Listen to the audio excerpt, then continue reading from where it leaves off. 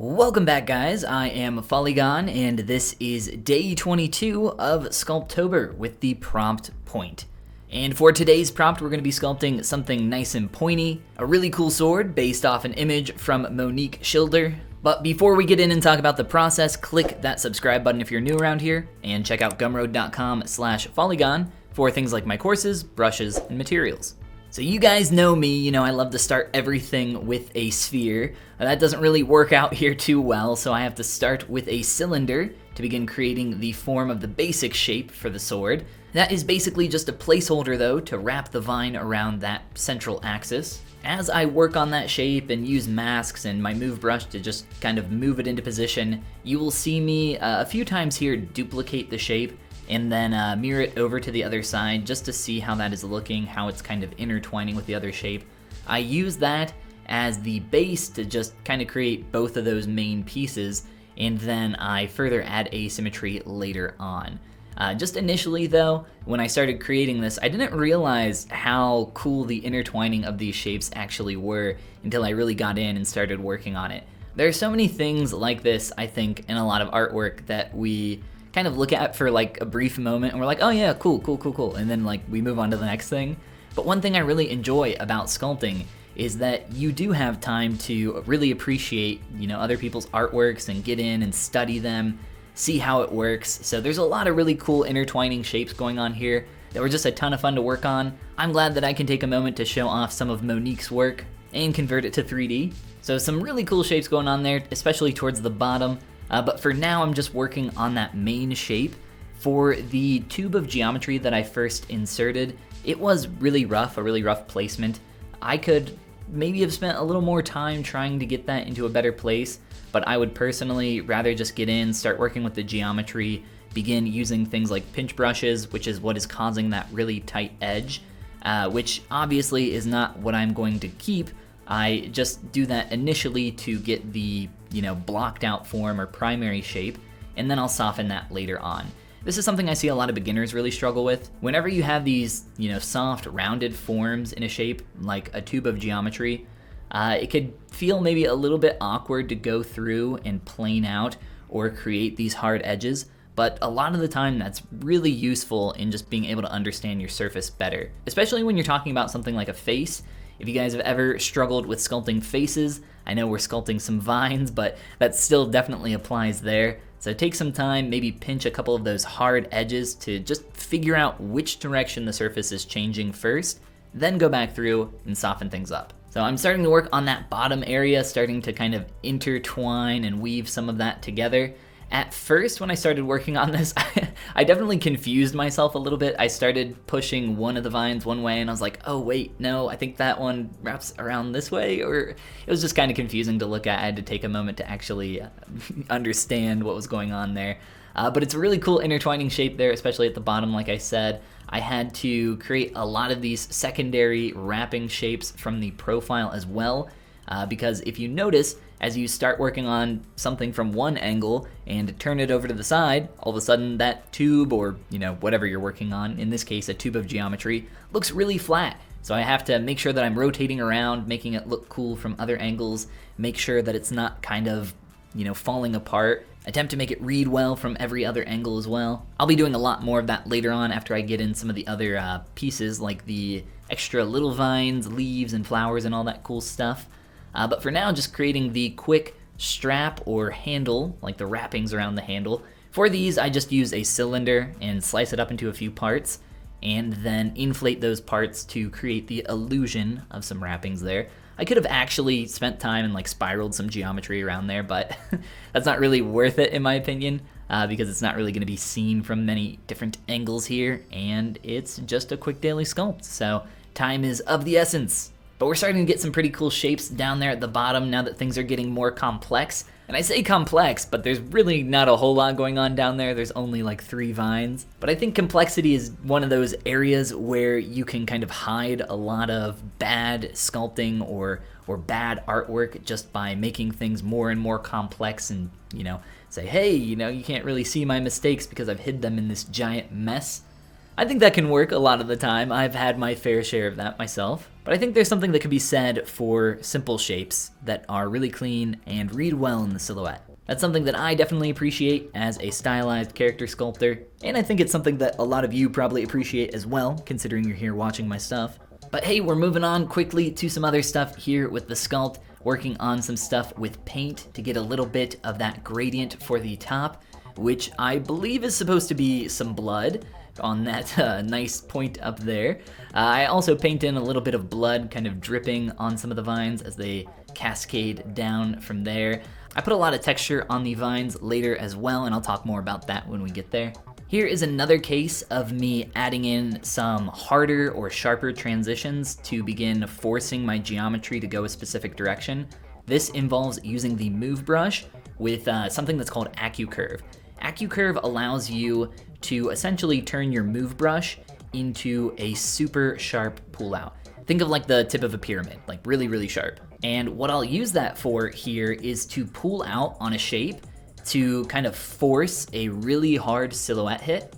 If you don't know what that is essentially the apex of a curve or the point at which a surface changes directions. So I use this combination with my move brush to force those really hard turns in the silhouette, and then I go back through and soften them out. So you'll see a lot of instances where I do exactly that. I'll point it out again later when I do it. But that helps to give these simple tubes of geometry a lot more character. Instead of just being a gentle kind of wrapping and curving form, it gets a bit more information in the silhouette where it has some softer shapes and some harder shapes. So you would think that you can't really do that with a tube, you can't have like a hard form, but you can, and it actually creates a lot of contrast and cool shapes in the silhouette. The Thorn is really simple. I get to go back to my good friend, the sphere. So I'm in my comfortable space. So I create the quick little Thorn there, and I convert that into an insert multi-mesh brush. If you're not familiar with how to do that, it's super easy. It's just in the brush menu. It says create IMM brush. You just give that a click, and it'll take whatever piece of geometry you have and convert that into a brush like what I have here, where I can just drag and drop that wherever I need it. Obviously, I did a little bit of remeshing to the Thorn so that it is not like super high poly or anything like that. If you're going to be inserting a mesh over and over again, you don't want it to be super high res. If you do that, you're gonna end up with like, multi-millions of polygons for something as simple as a tiny little Thorn. And that would maybe be a little bit of a thorn in your side and not something that you want. That was a terrible pun, and it just came to me in the moment. You can feel free to unsubscribe. I would not feel bad about that at all. Okay, so some extra vines here. This is when I get to use that move brush with AccuCurve once again to get some of those sharper turns in the silhouette.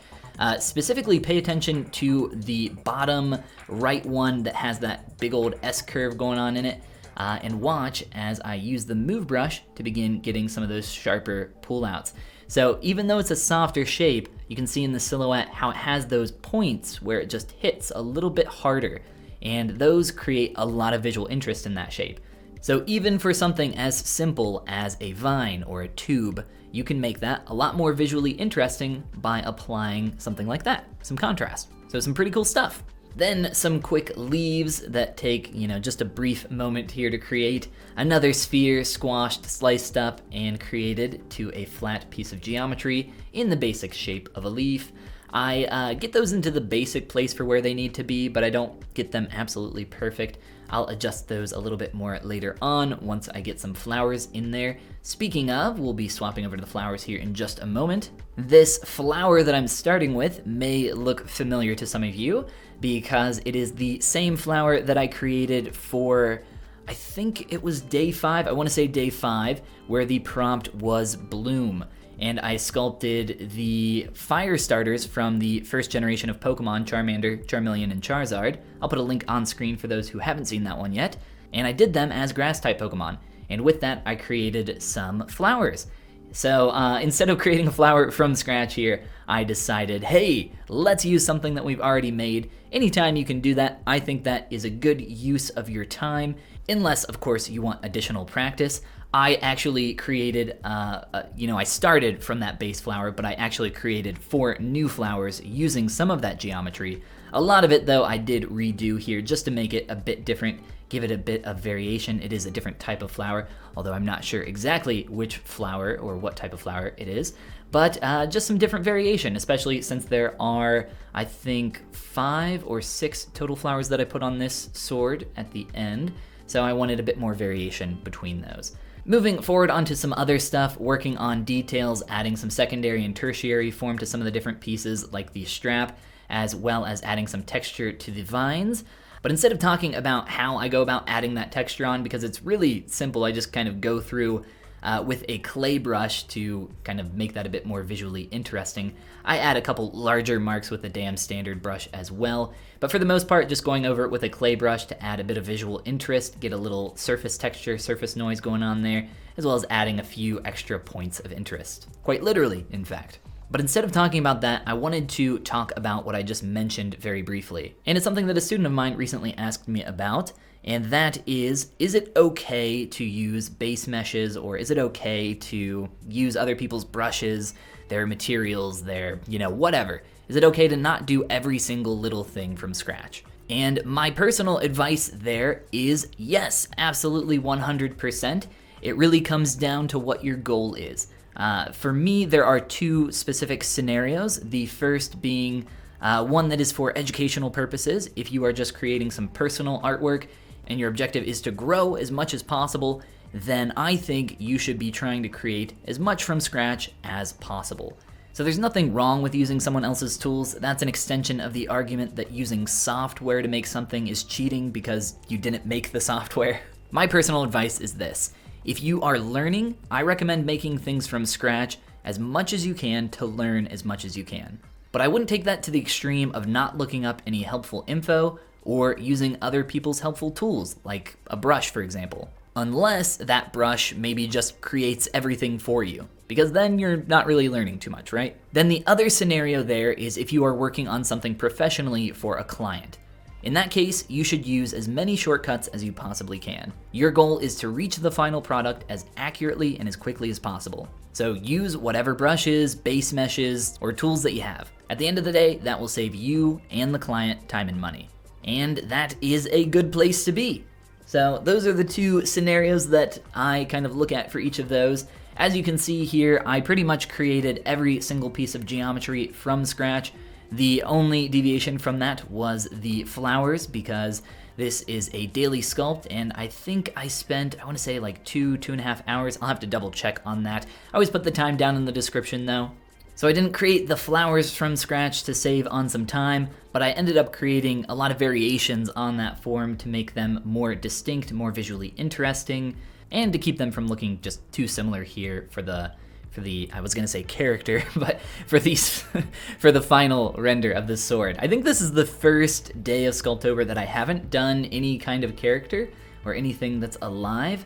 I mean, you could maybe argue that this is alive. It's like a living sword in a little bit of a way, I guess. But hey, we're on to a lot of those final little details, including things like painting some little blood dripping down the vines there, just tiny little extra pieces of some sculpted texture on the surface, or any kind of insert for the thorn, so little tiny things like that.